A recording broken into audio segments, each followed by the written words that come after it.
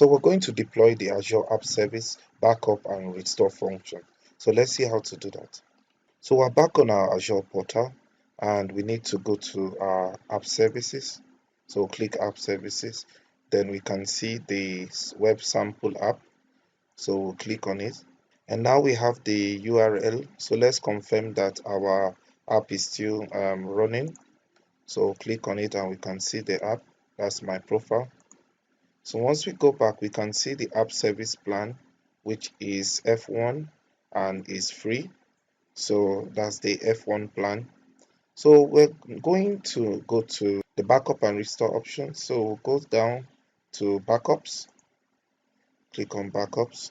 Now we have our snapshot and our backup. So it says snapshot require premium app service plan. Click here to upgrade your plans, your app service plan. And the backup also, and backup and restore feature requires your app service plan to be standard or higher. Click here to upgrade your app service plan and access this feature. So we're going to click on that so that we can upgrade our service plan.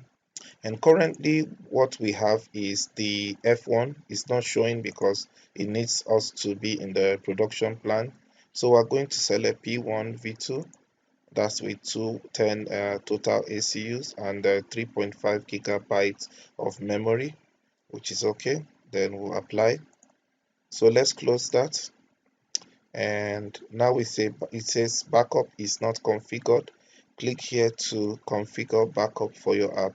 So click on it so that we can set the backup settings. And now it says storage not configured. So we need to create a storage and a container within the storage for our backup. So we'll click on that.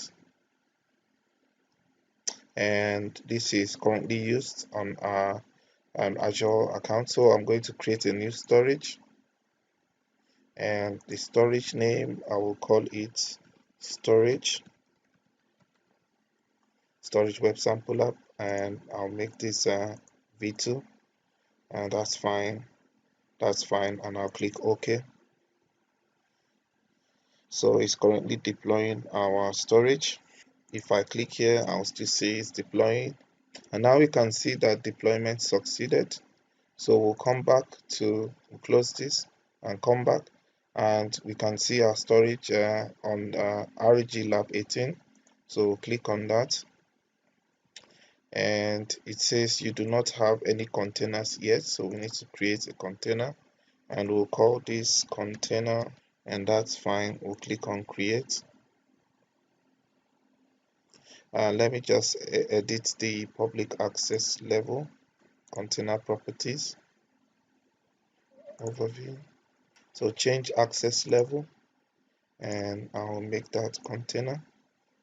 Okay, so I'll close that and now we have container. So that's fine. So I'm going to close that and let me just open that and click on the container and select it. So now we have our container set up in the backup storage and we need to schedule the backup. So I'm going to put that on. So we have backup so we can back it up every 1 day or number of days or in hours. So I'm going to leave my to backup every day. So we'll start backup schedule from, so I'm going to start it from tomorrow and I'm going to select the time. That will be 1 a.m.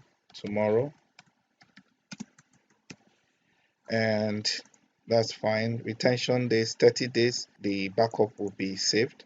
So keep at least one backup, yes, and that's fine. We don't have a database, so save. So it's successfully saved up my backup configuration. So I'll go back to the app services and the web app to come back to backups. So you can see now we can back up manually and we have restore, and we also have snapshots. Once they are created, you can also restore them.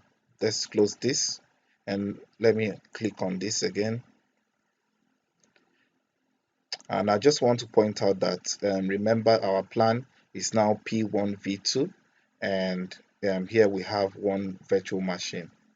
So basically that's how to automatically back up and restore your web apps on Azure, and also to restore snapshots that have been taken.